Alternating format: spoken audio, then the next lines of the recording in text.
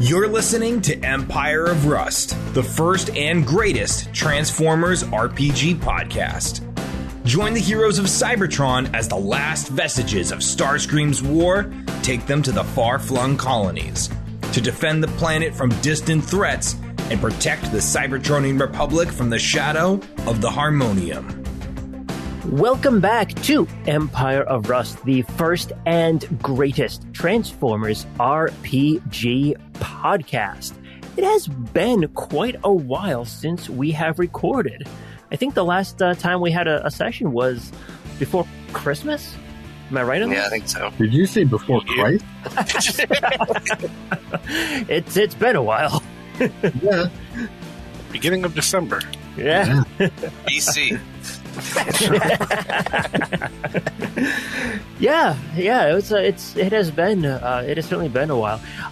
As we're recording this right now, we've actually been on hiatus for about a month or so, just so we have some time to actually get some episodes recorded and some backlog. Because I don't know about you guys, but I don't want to end up editing all this shit the week it needs to come out. Naturally. I mean, I don't mind. Yeah. I'm sure. Why don't you start editing it, fucker? You want us to lose listeners? You mean we haven't already? We have listeners? But yeah, so we're hopefully going to be releasing a Transformers Renegade RPG session that Matt and Dr. Pants and Brandon and I did last year. Fuck, when was it? Like last May or something when we recorded it? Yeah, it might even been earlier than that. It was around there, yeah. Listen, this whole process takes a long time, guys. So, you know. I mean, yeah, it's video editing. I can only imagine. Probably take me a month to edit one audio episode. So hopefully that's gonna be going up and is up by the time all of you hear this. And yeah, we'll be getting back onto a regular schedule as as we're going along. Speaking of that, I wanted to talk about kind of an appropriate topic for this: gaps in games. Like, how do you guys deal with your gaps in games? Like when you spend weeks or months not playing, or if you would come back to a story that you had to continue months after it went on hiatus. Matt, I want to ask you this first, because I think this happened to you in your Mutants and Masterminds game where we didn't play for a good 3 months. Yeah. I mean, I don't know. When I run into gaps, it's like, let's just try to remember what we did last time. It's desperately try to, and there are consequences. I've noticed sometimes the plot changes or things that happened the previous session didn't happen, or didn't happen the same way. There is a sort of an Easter egg in ours, actually, where a couple of NPCs died shouldn't have died because we forgot we healed them at the end of the previous episode, and then we were gone for a month, and it's no one's fault. It just happens. I don't know. I mean, I don't do anything special other than just try to get everyone up to speed, get myself up to speed, and try to continue on. It's often it's a good time when people are away, like if they have things to discuss, or they can talk plan other things, or just think about their character, or add to their character and that sort of thing. I'm not much for writing stuff down, so actually sometimes can be very helpful for me.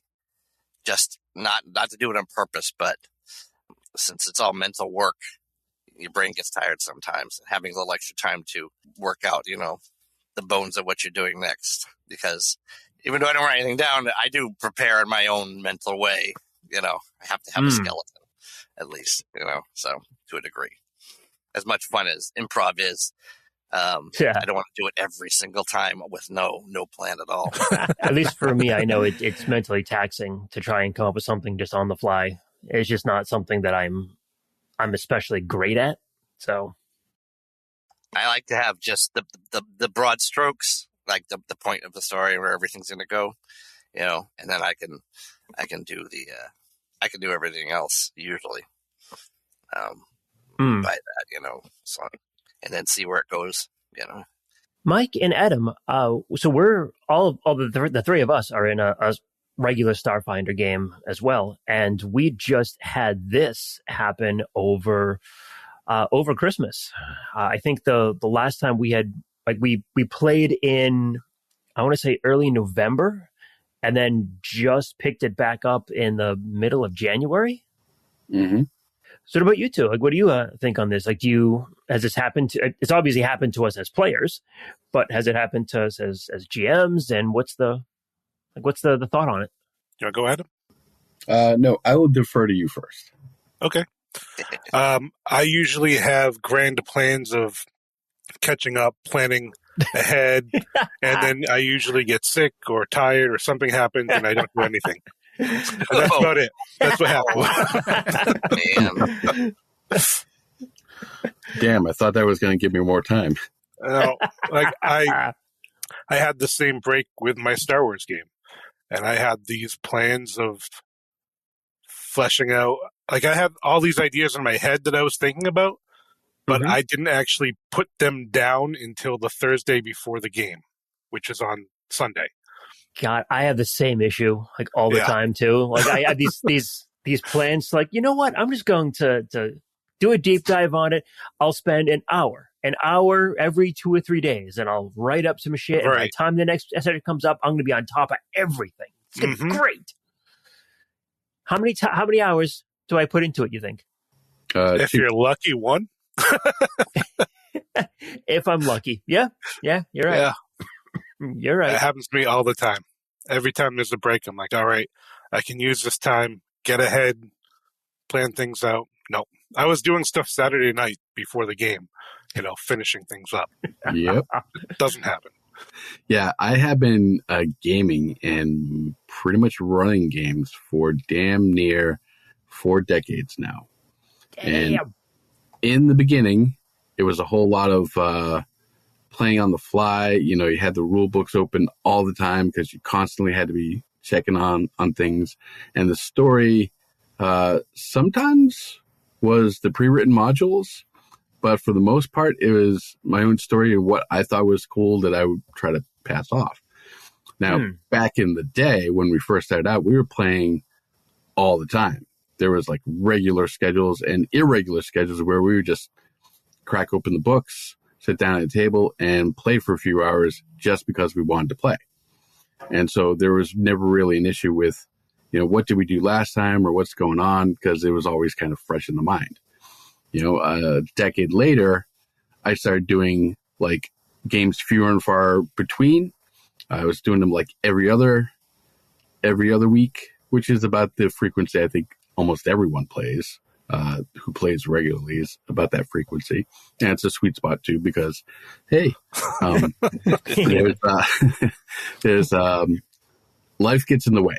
So you can't have like a weekly game and expect that to be consistent all the time. It's just not going to happen. Everyone's got things to go on. And you're talking about a group of 4 to 6, maybe even 7 people. And it's impossible to do for long, long periods of time. Kids, that's jobs, homes, right.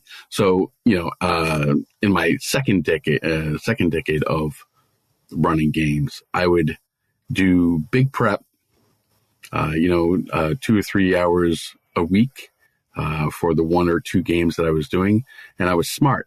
I had 2 games I was running out of a book, and I was ad-libbing additional storyline to each of those. But the first group was playing through that adventure. And then that was basically the walkthrough for the second group, who was doing the exact same adventure, just a different timeline. So it was pretty good that a lot of the prep work was already done for me there. But again, I kept things going so that the gaps really weren't that far behind. And somewhere between that decade and the next decade, I would plan out, like, I basically do things now I started back then, but I do things now sort of like a trailblazer. I know where I want the story to go. I know where I want my group to go, and I lead them there. And along the way, I'm making a map. I'm mapping everything. I'm just doing as much detail of what happens as I go so that I have all that stuff to call back on. Now, when the gap happens, usually it doesn't happen that often for me for like the whole group. Usually it's one person will be out for a while. So I have to do like a side story, something that takes them out of the limelight of the group. But on occasion, the gaps happen. But when they do, now, because I take such good notes and keep such detailed, I use Discord a lot. And I have 2 groups that are using Discord currently, and I'm in 4 games, and I have one kind of on almost a permanent hiatus. But they've all got the notes in there. So when it comes time to come back into the game after a gap, I can just do a recap based off what's already there in Discord. I give them like a detailed log of what happens day by day or week by week, depending on how fast the game is going. And yeah, that usually takes care of it. And prepping a lot in advance sucks because the gamers will always find a way to circumvent what you have prepped. And then if you try to force them into it, it feels like you're railroading them. They know they're being railroaded or just fast track to get right to this encounter or whatever it is. And they kind of feel like they don't have control, and it's not fun for them. But when you have prep work that you do that you don't get to use, it's not fun for you. So I do a lot of stuff on the fly and then just take notes as I go. Nice. It's pretty solid answer. And and I think anyone who has played for any amount of time has to deal with something like this, especially as like holidays come up and life just gets in the way. But yeah, the thing that I always need whenever I come back after a big break or a gap is a recap. And speaking of which, I am going to recap for you because we haven't played in a while. Oh, goody. So when last we left our intrepid heroes, adventurers, heroes? Maybe it's just adventurers instead of heroes. Hey, Matt, pass the popcorn.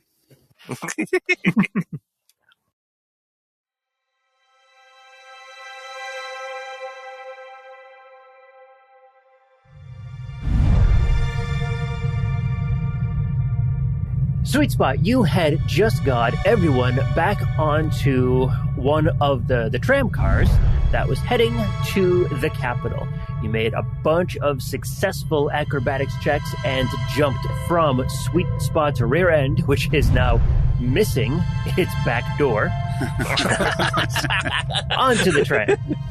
And you are heading towards the main part of the capital district. Ironlift is there with you. He is tasked with escorting you to the capital. And you got here because you had fought a giant mechanical worm that had burrowed its way up from the depths of the planet. Probably left over from like millennia previous, where levels upon levels of buildings and construction had just gone above its natural habitat. So every once in a while, it comes out from the depths and feeds. What was the name of that thing? A mechanical worm. All right, mechanical worm. There's an Alaskan bullworm. A mechana worm.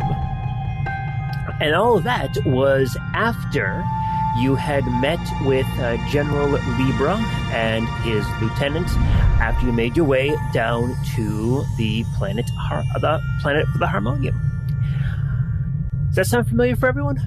Mm-hmm. Sure. Fair enough. So the lot of you are on the tram and are rocketing over the surface of the planet, heading towards the capital. and Ironlift is there with you. Hey, listen, guys, that was a really great thing you did there. There's like bystanders all in the tram around you too, because it was full of other citizens, and you guys just kind of pressed your way on. This was a really great thing you guys did. I've never seen a mechano worm like that before, but I'm guessing you guys have. I mean, you just jumped right in and went right after it, so. Oh, nope. I don't think that we've ever seen such a beast. No, first time. Yep. And you still just jumped in, charged right in, and took it down. Well, you see, that is what we do. We often charge headlong into things we don't know anything about. Yeah, that's true. Well, I hope you keep that attitude as you meet the Quartet. I imagine you're gonna have to charge headlong into that encounter as well. But it'll be a little while before we get there. But I can show you around the capital district a bit before we get there, and maybe answer any questions you have. And we can see see what this civilization has to offer. Oh, that would be very pleasant. Thank you very much. And you kind of get the sense that you impressed Ironlift, partly because it was, a pretty enormous beast that you that you took care of, but also just the fact that the sheer efficiency and the bravery that all of you shown when taking on something like this. So, yeah, you think you got yourself a fan. Nice. All right, that's one. How big is the population here? Somewhere around 10 billion. All right, I'm going to put him in our column. We got one. After about another half hour or so, you can start to see buildings cropping up around you, a lot taller, a lot more dense. Looks like you're passing into what is effectively the suburbs of the capital district. So there's like business districts, there's also industry, there's like transportation, everything. And just the density of the city starts to get tighter and tighter and tighter. The buildings start getting taller and taller. And eventually you come to a tunnel. And that's when you start to notice the tram slow down quite dramatically. And after a few minutes, you pull into a very big, very crowded metro station. Bing. Well, all right. Doors open. Ironlift leads you out. Say, Lieutenant, these yeah, buildings what's up? Here, how many of these buildings are structure formats? Are actually bots? I don't believe any of them are actual like living beings. I think the only one that we have here on the planet would be the Titan that brought the original colonists to the planet, to the Harmonium. So yeah, I don't think any of them are actual Cybertronians. And the Titan there, what was that Titan's name again? I was told his name is Statera. That's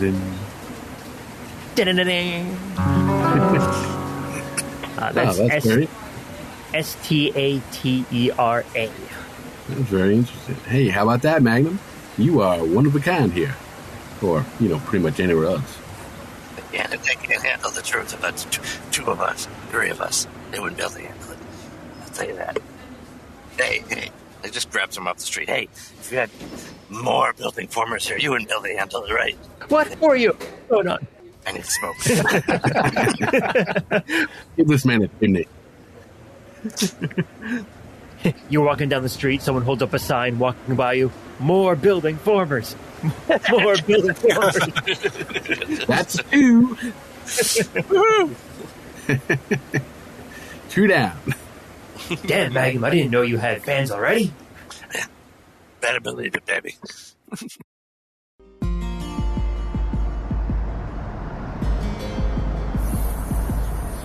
Ironlift will escort you out to the surface, And yeah, like I said, it is a incredibly dense city. Again, remember the Coruscant analogy that I gave you folks. There are multiple levels. There are like bridges going across from building to building, around buildings. You can kind of see it as the roadways. Not really roadways so much, because a lot of the traffic is just going to be like air taxis that are kind of going from spot to spot, and yeah, like almost everything is kind of up in the sky as you're going around. A very vertical city. It's a neat concept, a city without roads. It doesn't need them, but it would look like. I'm not really a fan of that concept. Yeah, I'm all right with it, but I'm just not a fan. And yeah, so he'll start bringing you along and kind of pointing out some of the more interesting buildings, more interesting areas around.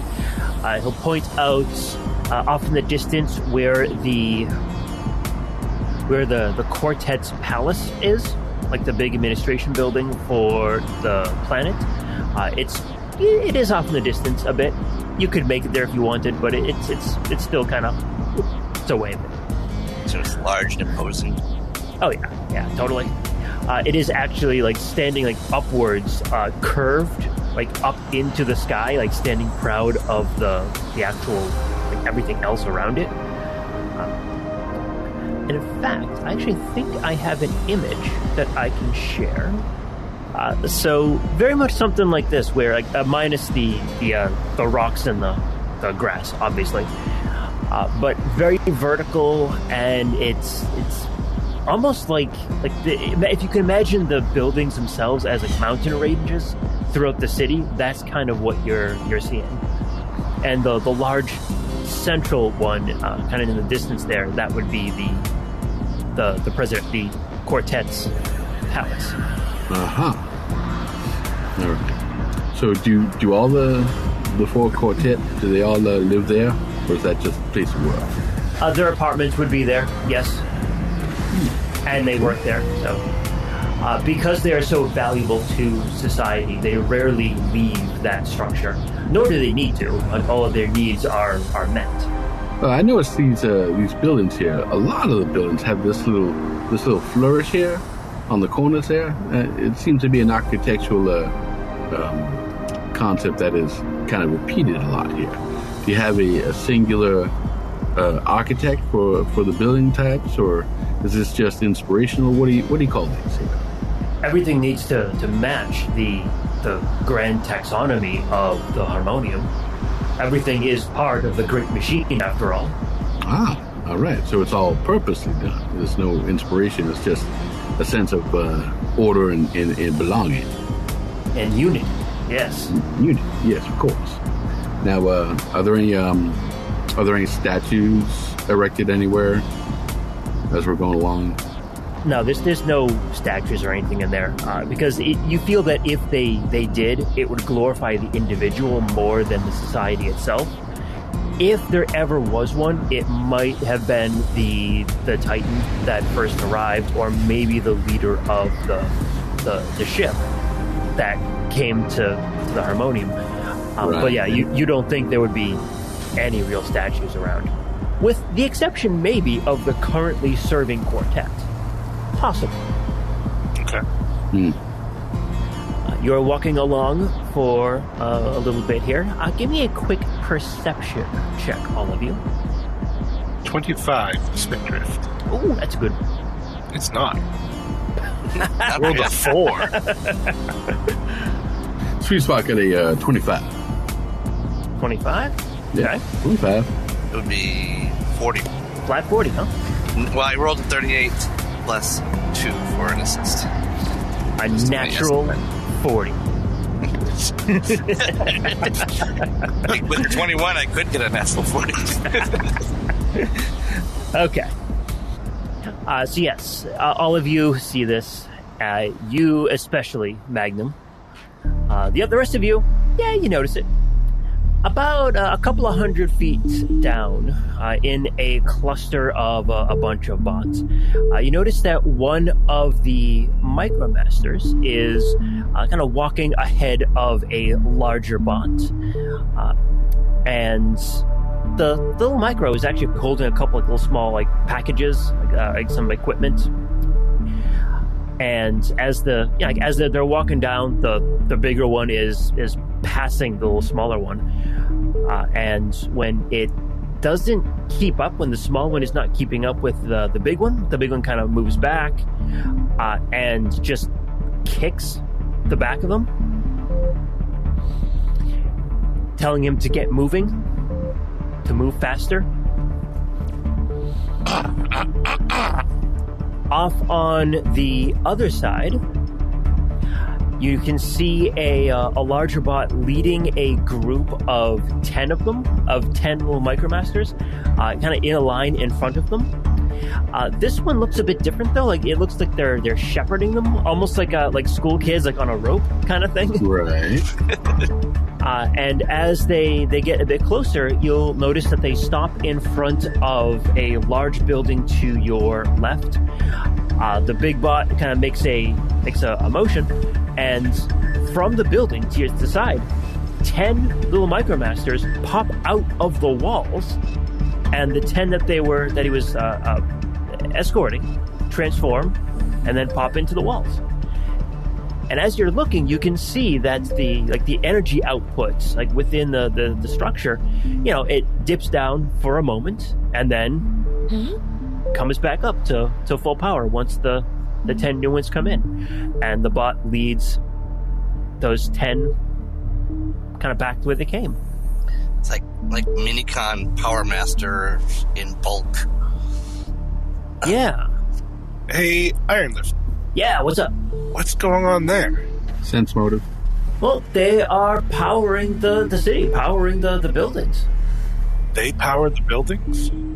Yeah. You don't have and it was this just like a shift world? change? Yeah, effectively. You don't have this in your world? No. Not on this scale, anyway. Not like this. How do they get charged? I mean, they naturally generate energon. I mean, they're Micromasters. It's kind of just what they do. Is every place powered like that? Well, all the important places, sure. There's not enough Micromasters to power the entire planet, but all of the important buildings, yeah, absolutely. Especially here in the Capital District, you'll see them far more often than you won't. The buildings over in the industrial districts, I mean, we passed all those solar farms and everything, so yeah, it's all right. It works, but Micromasters just power things so much more efficiently.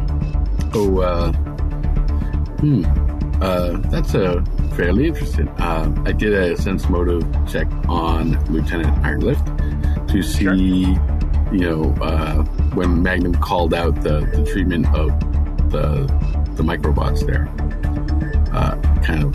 And his explanation kind of told me what I wanted to know, but I was looking to see what his attitude was toward how they were being treated or used.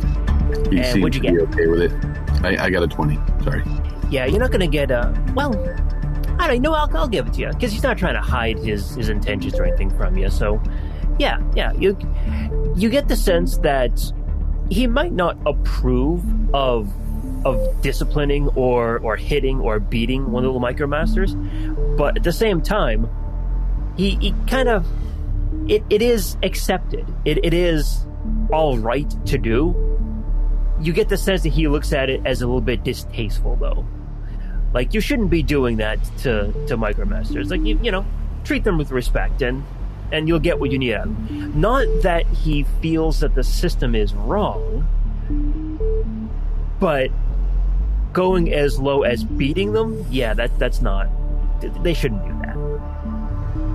Can I stop to have a word with the little Mr. Kicks, anyway? You'd have to actually go and catch up with them, but yeah, if you want to. Well, Ironlift, do you approve of? It seems to be suboptimal.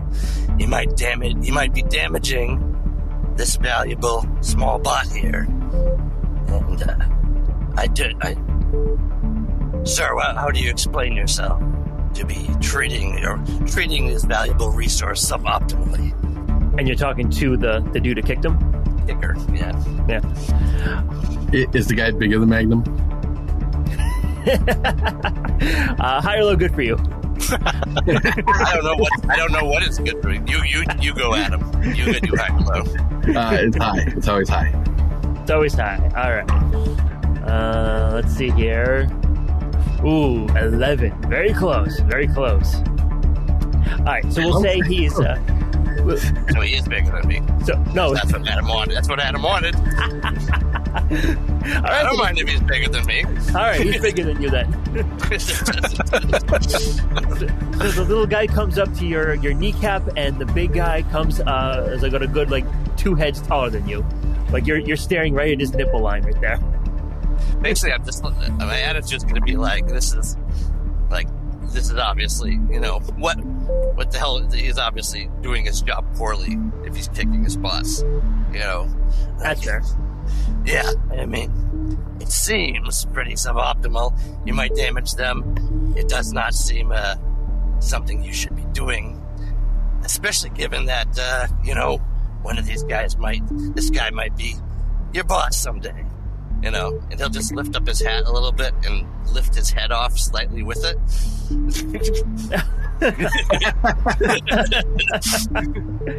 Good day, sir.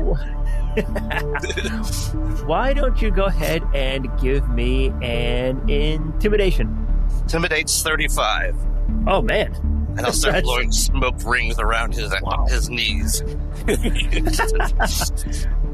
Whoa, hey here. I don't need no trouble from the law. Well, I don't know. I'm gonna have my eye on you. You better improve your record. I want these microbots in your charge to be treated like newborn protoforms. We can't get the best out of them otherwise. You got that, pal?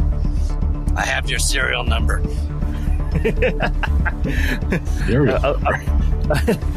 All right. Okay.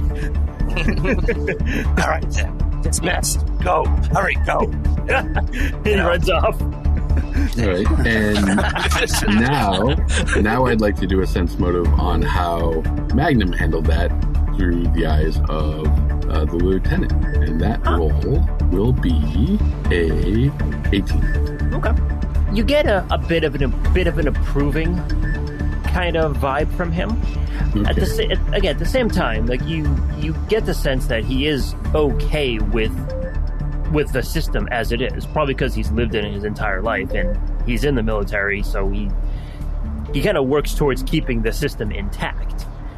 But at the same time, you get the sense that he feels like that Magnum put that kicker dude in his place. Okay, good to know. So he didn't seem to mind that it was sort of pulling rank on him. Right. He's good moral character. And as you're walking around, now that you know what to look for, you can see evidence of this all throughout the city. You can see micros that are powering everything around. Some of it is buildings. Some of them are on other bots. You can actually see the transformed Micromasters as Power Masters within the other one's chests. And they're all over the place. And now that you know what to look for, it's kind of hard not to see it. I know headmasters are rare, right? And they're considered like upper class, right? But power masters are more common. Power masters themselves, like the actual bot with the micro in their chest, that is very, very rare. But you also know that is the elites, the highest of the upper class. Whereas headmasters would be a step below. Okay. But the power masters, are we seeing power masters, or are we seeing bots with mini-cons that are giving them juice? You are seeing... You saw a couple of power masters, which makes sense because this is the capital district, so you think that they would probably be here more than anywhere else. But the majority of people you're seeing are just micros that are out in the city. Right. Just curiosity. Mm-hmm. Any target masters? Nothing that you've noticed, but you also think that you would probably see them more in military situations than just walking around. Not everyone's like just carrying guns everywhere we go. Right, exactly. And you imagine that there are probably a couple of micros who are effectively armor formers, who are within like the suit of armor, like you guys fought at the spaceport there, right? A couple episodes ago. Gotcha. So yeah, you'll walk around, and Iron Lift continues to kind of point out all the neat stuff in the city. And could I make a note of power and communication structures and map out the network as we go? Yeah, good call. Absolutely. It's not really hidden either, so it should be pretty easy to do that. Yeah, I just want to remember how it's structured. Absolutely. I guess I need to make use of it.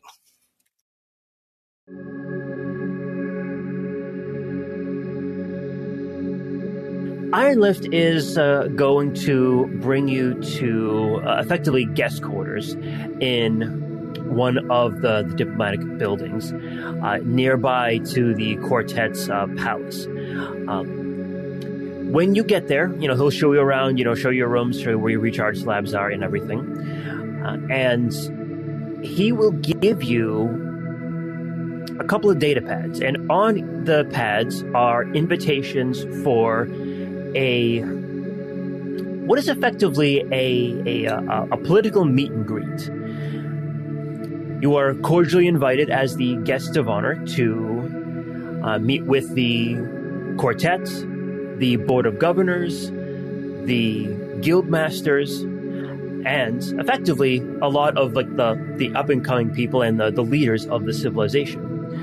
It is in 2 days' time, and you are effectively left to kind of walk around and just recharge and kind of do what you want.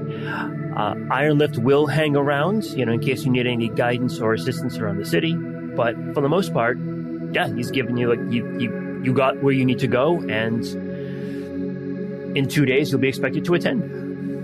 Do we have a suite or just individual? We'll say a suite. It makes sense that they keep it together. Yeah. We definitely gotta fix Sweet Spot's bum plate so he's not walking around with thank you very much. Shiny buttocks exposed to everyone for the formal event. Totally forgot about that. What you've been walking around the entire city all day with your aft plate missing. I've actually been been trying to keep my buttocks kind of close to carapace. He makes for a good body shield. And I know he doesn't mind. It'd be the best. Like, it starts a new fashion trend. Like, we go out in a week and like half the population has their buttocks exposed. Great. I'm responsible for this. Magnum, when you get the materials to kind of like fix my posterior, do you think you could check for bugs? You know how I hate bugs. I know the creepy crawlies are awful. I'd be happy to.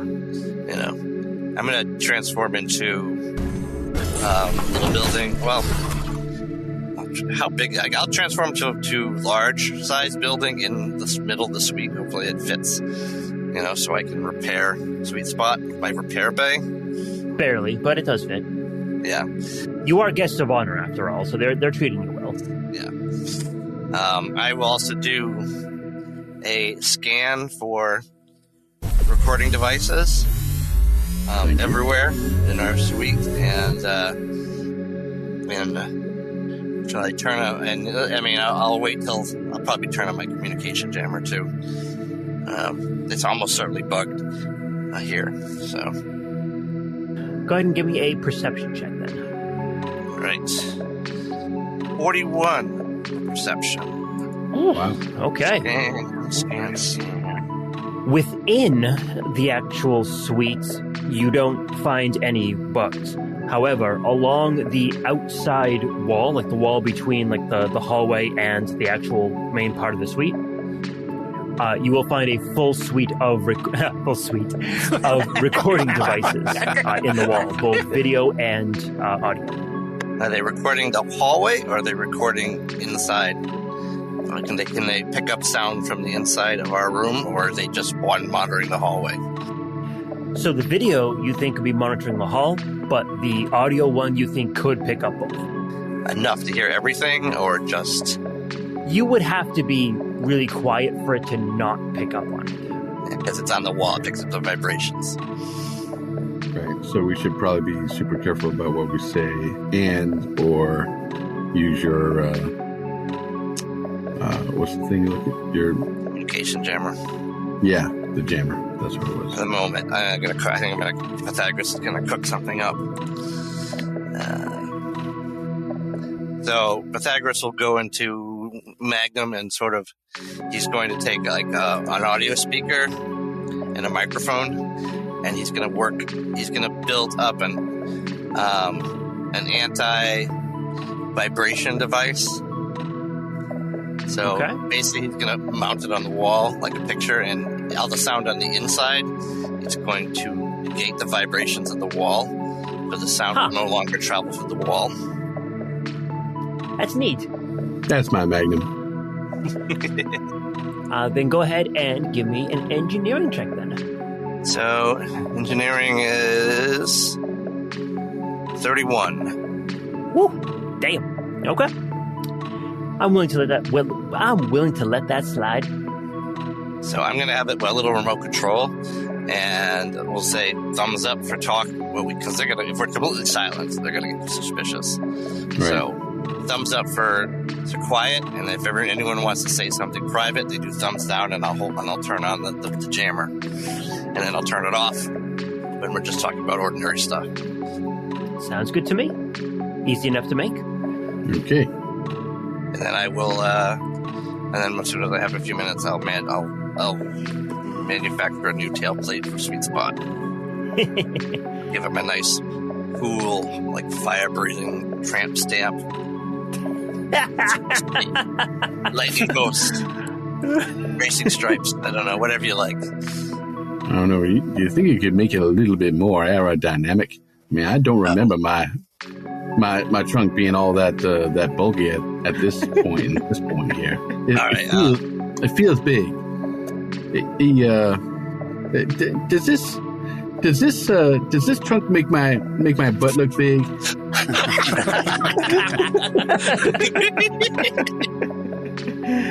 Be honest now. Be honest.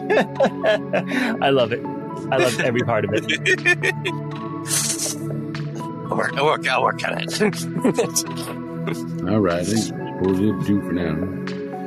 Kind of all curly and stuff. Not so sleek. At least you got the right color. Nice. And I say, I like it, and I'll give him the thumbs up. All right. So, judging from what we have learned today, I would say when we're at this meet and greet with the political types, these are the bots they're the ones that are kind of running the place. So we got to be real careful about what we say and what information we give them. Plus, we want to try to get as much information as we can. And we don't want to discourage any of them. So make sure that you try to spend a little time with each of them so that they don't feel kind of left out, or we don't want to play favorites at all.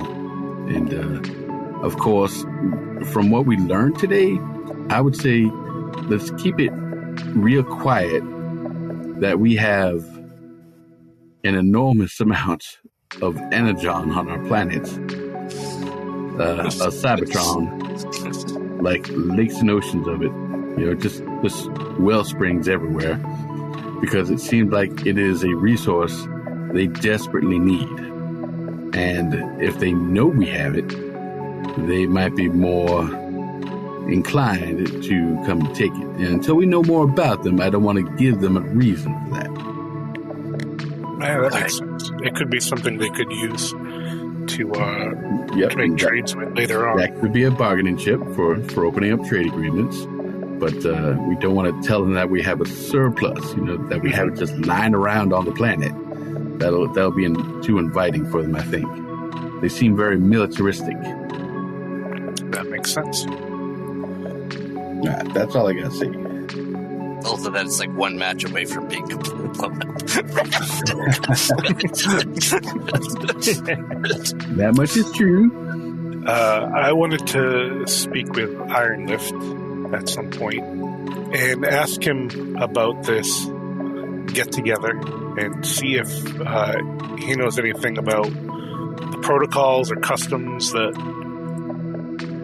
we should adhere to, like during this, like if there's anything we absolutely shouldn't do or things that we should do, like when we meet these people. So that is going to be a question for your handler. I don't know who that's going to be just yet, but someone is going to meet you at the event, and they're going to be your point of contact for any of the diplomatic questions you may have beforehand. My job is just to get you there. You're not going to stay for the festivities or the event? Way above my pay grade, Ambassador. What if we were to request your presence, seeing as how you've been such a benefit to us so far? Make a diplomacy check. Yes, please. How do I diplomatize again? Oh, wait, yeah. Very well. And that is a 31 for diplomacy.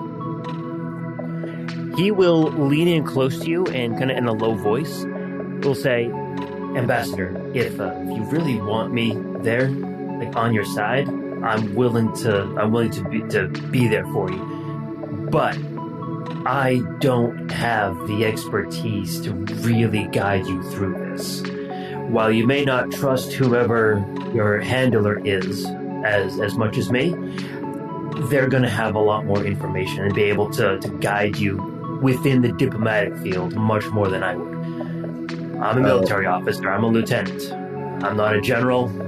I don't have experience in this kind of setting. I do understand that. However, I may point out that because you don't have the experience politically to navigate such things, just having your presence there for our benefit would do wonders for your career. People will notice someone of your rank in a situation like that and start to think, this guy has done something right to get here. It could be a benefit for you, and I would sure feel more comfortable with you in the room. All right, I'll put in the request with my CO. I wish nothing but the best for you, sir. Like oil dripped on silken floor mats. Yeah, make sure you are cleaned and polished. You don't want to make a bad first impression. That'll end a career real quick. Yeah, no kidding. Purpose will be there. I'll say, like, just practicing, like, yeah. What an amazing planet you have. Like, it's much better than our energon-depleted piece of rock, and you're doing a stellar job at suppressing the minority population and making them useful members of society, All right. I know that subject kind of gets you all worked up there, Magnum, but, take it easy. I'm being encouraging. They're great. They're fantastic at it. That was my way of telling you you're going over the top. People are going to start to be suspicious. Why is he, telling us at every turn how bad the energon is at his planet? What's going on there? Are they after ours? Oh my gosh! That's why I can smoke these cigarettes. It's just like there's not enough energon. I mean, if we can contact our handler ahead of time, just to have even just send over a book of etiquette, Yeah. Just so we have a little prep, because right before we meet them, it's too late. if there's anything online that we could get to, like if we don't have access to him, maybe there's just general information that we might get access to like how do you enter a room politically correctly, kind of thing. Google or Spoogle, how to impress dignitaries, and see what they have to say about it. And what I'll say is that, yes, you can get kind of a primer. I'll send you some information, Sweet Spot, just because it seems like you would be the one who would most likely be able to translate this from political speak to your team. I will coach them as best I can. And then, bring them out for ice cream when they lose the game. Aw. You tried. I get this mental image of Carapace just sitting on a bench, all sad, with a tiny little ice cream cone that's kind of plopped over and dropped on the ground. You tried.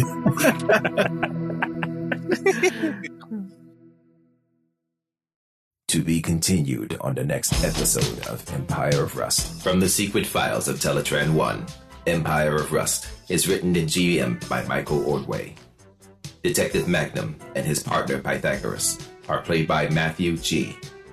Ambassador Sweetspot, Councilman of Velocitron, is played by Adam H.U. The Decepticon Target Master, Wildstrike, and his partner Nyko are played by Mike M. And Carapace, the Beast Warrior of Primitive Eucharis, is played by Patrick Finn. Additional characters are played by Michael Ordway, Brandon Ouellette, and Charlotte Chapman. Outro narration by Derek Bixby. Empire of Rust is supported by the humans and networks of planet Earth, whose online networks provide access to libraries of sound effects and music such as Storyblocks, Zasplat, Blue Zone, Pixabay, Paper Yellow Music, and Dark Fantasy Studios. We are distributed by the Transmissions Podcast Network. Stay up to date with all the latest news and reviews in the world of the Transformers by going to transmissionspodcast.com or searching the Transmissions wherever you get podcasts. You can communicate with the heroes of Cybertron by joining us on the Transmissions Discord channel. There you can discuss episodes, talk to the cast, and download the rule set used in Empire of Rust. Teletran 1, signing off.